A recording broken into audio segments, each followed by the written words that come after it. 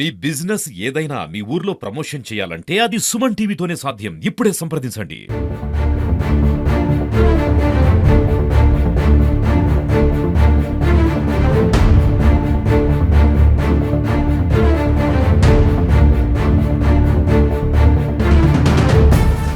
నమస్తే, welcome to Suman TV. Present మనం విశాఖపట్నం భీమిలి నియోజకవర్గం పిఎంపాలెం పోలీస్ స్టేషన్ పరిసర ప్రాంతాల్లో అయితే ఉన్నాము. ఏదైతే గత 9వ తారీఖున జరిగినటువంటి సంఘటన ఇక్కడైతే పిఎంపాలెం పోలీస్ స్టేషన్లో నమోదైనటువంటి కేసు ఏదైతే అల్లాడ్ నాగరాజు 36 సంవత్సరాలు కనబడలేదని చెప్పేసి ఒక కేసు అయితే నమోదైంది. పిఎంపాలెం సిఐ బాలకృష్ణ ఆధ్వర్యంలో జరిగినటువంటి ఈ యొక్క మిస్సింగ్ కోణంలోనే కాకుండా ఒక హత్య కోణంలో కూడా చేపట్టగా ఏదైతే దర్యాప్తు చేపట్టగా ఇందులోని విస్తుపోయిన నిజాలు అయితే కనుక బయటపడ్డాయి. 40 రోజుల తర్వాత నాగరాజు శవమే దొరికినటువంటి పరిస్థితి అయితే కనిపిస్తుంది. దీని గురించి ఏదైతే తన భార్య రమ్య ఏదైతే ఆ రోజే బంగారం డబ్బు పట్టుకుని పారిపోయాడని చెప్పేసి ఏదైతే కంప్లైంట్ ఇచ్చారో అది కంప్లీట్గా అవాస్తవం అని చెప్పేసి కుటుంబ సభ్యులు చెప్తున్న పరిస్థితి. ఏదైతే అక్రమ సంబంధమే దీనికి ప్రధాన కారణంగా ఈ యొక్క కుటుంబ సభ్యులు కూడా ఆరోపణ అయితే కనుక చేస్తున్న పరిస్థితి. ఏదైతే ఇక్కడ ఉన్నటువంటి తన సోదరులతో మాట్లాడి మరిన్ని వివరాలు తీసుకుందాం. నమస్తే అండి, అసలు ఏం జరిగింది? అమ్మాయి అయితే మా సిస్టరే సార్, అబ్బాయి మా బామ్మర్ది. ఇలా మిస్ అయిపోయింది అనేసి కంప్లైంట్ పెట్టాం. మేము ఒక 4 days కింద ఆ అమ్మాయి మీద డౌట్ వచ్చి మేము కంప్లైంట్ పెట్టాం. మళ్ళీ రీకంప్లైంట్. అసలు ఆ కంప్లైంట్ అమ్మాయి వచ్చి పెట్టిందని చెప్పేసి తెలుస్తుంది. అసలు ఏమని పెట్టింది అమ్మాయి అప్పుడు కంప్లైంట్ పెట్టి? అంటే ఇంట్లో డబ్బులు బంగారం తీసుకుని వెళ్ళిపోయారు అని చెప్పేసి కంప్లైంట్ పెట్టారు అంతే. ఓకే, తర్వాత ఇన్ని రోజుల తర్వాత మళ్ళీ మీరు ఏమని కంప్లైంట్ ఇచ్చారు? మాకు అమ్మాయి మీద డౌట్ వచ్చి కంప్లైంట్ పెట్టాం. ఏ విధంగా డౌట్ వచ్చింది? అంటే ఇంట్లో పరిస్థితులు బట్టి నడుచుకునే విధానం బట్టి మాకు డౌట్ వచ్చి మా మాయగారితో మా బాపగారితో కంప్లైంట్ ఇప్పించారు. అసలు నాగరాజు ఎటువంటి మనస్తత్వం ఉన్న మనిషి? అసలు నాగరాజు అయితే మంచి కుర్రాడేనండి, కాకపోతే ఏంటంటే కొంచెం మందు అలవాటు ఉంది అంతే. దానికే ఇదై తప్పించి కానీ ఇంకా వేరే అమ్మాయిలతో తిరగడం అలాంటిది అయితే ఏమీ లేదు అంతే. అసలు ఎటువంటి న్యాయం కోరుకుంటున్నారు ప్రజెంట్ పరిస్థితి?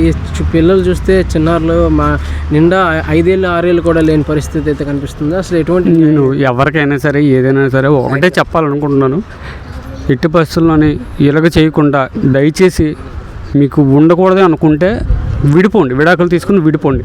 అలాంటి పిల్లల్ని అనాథులు చేసి ఎప్పుడు కూడా ఇలాంటి పరిస్థితులు ఎప్పుడు కూడా మీరు చెయ్యొద్దు అనేసి కోరుకుంటున్నాను. తనకు సంబంధించి తన చెల్లెలు అవుతుంది, తనతో సోదరితో మాట్లాడి మరిన్ని వివరాలు తెలుసుకుందాం. అమ్మ నమస్తే. నమస్తే సార్. అసలు ఏం జరిగింది? మాకైతే 9 వెళ్ళిపోయాడని తెలిసింది సార్, కానీ మాకు 15ని చెప్పింది తను. ఇలా వెళ్ళిపోయాడు అని చెప్పిన తర్వాత మేము 17 వచ్చి కంప్లైంట్ పెట్టాము. మా హస్బెండ్ తను వచ్చి కంప్లైంట్ పెట్టారు. మిస్సింగ్ కేసు అనేది తెలిసింది సార్ మాకు. తర్వాత మళ్ళీ మిస్సింగ్ కేసు అయింది. వీళ్ళు వచ్చి పోయేవారు, ఇంకా సారాలు ఇంకా దొరకలేదు అని చెప్పారు సారాలు. తర్వాత 2 days బ్యాక్ మేము మా హస్బెండ్ కేసు పెట్టారు. వాళ్ళ అమ్మ నాన్న చేత కేసు పెట్టించారు. అంటే మా కోడల మీద అనుమానంగా ఉంది, తను వేరే రిలేషన్స్లో ఉంటుందని మేము ఎంక్వైరీ చేస్తే మాకు తెలిసింది. అందుకు తను ఏమైనా చేసి ఉంటుందేమో అని మాకు కొంచెం అనుమానంగా ఉంది. తన ద్వారా తనకి చేయండి అని చెప్పగానే వాళ్ళు పనులు వాళ్ళు చేశారు. మాకు నిన్న మార్నింగ్ తెలిసింది సార్, ఇలా మర్డర్ కేసు అని చెప్పారు. నిన్నంతా ఎతకడం అయ్యింది కానీ అసలు ఎక్కడ మాకు బాడీ ఎక్కడ కనిపించలేదని వాళ్ళు చెప్పారు. 2-3 చోట్లకి తీసుకెళ్లారు కానీ అసలు ఎక్కడ దొరకలేదని చెప్పారు. మళ్ళీ ఈరోజు మార్నింగ్ మమ్మల్ని రమ్మన్నారు, వచ్చాం. మేము వచ్చిన తర్వాత వాళ్ళని తీసుకెళ్లారు, మళ్ళీ డైరెక్ట్ స్పాట్కి తీసుకెళ్లారంట. స్పాట్ దగ్గర కనిపించింది అని చెప్పారు. మాకు వెంటనే ఒక 1/2 hour తర్వాత కాల్ చేసి చెప్పారు, ఇలా బాడీ దొరికింది మీరు రండి అని చెప్పేసి వెళ్తే మా హస్బెండ్ వెళ్ళారు. మా హస్బెండ్ వాళ్ళ అమ్మాలు అందరూ వెళ్ళారు. అంతవరకే మాకు ఇప్పటికి ఇంకే ఇన్ఫర్మేషన్ రాదు. నాగరాజు ఎటువంటి మనిషి? అంటే మనిషి పరంగా చాలా మంచోడు సార్, ఏ ఒక ఇది లేదు. కాకపోతే ఒక్క డ్రింకింగ్కే కొంచెం పర్వాలేదు కానీ, అంటే కొంచెం తాగుతాడని, ఇంకా వేరే చెడు అలవాట్లు అయితే ఇంకేం లేవు.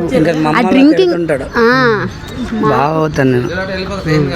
మా దగ్గరికి వచ్చాడు కూడా, వచ్చినప్పుడు చంపేస్తాను మా ఆవిడ ముందు ఏడ్చాడు. ఆ రోజు ఉంచున్నా నాకు బాధ అనిపించకపోను. వెళ్ళాడు నా అల్లుడు కాడికి, అల్లుడు మా ఆవిడ కూతురు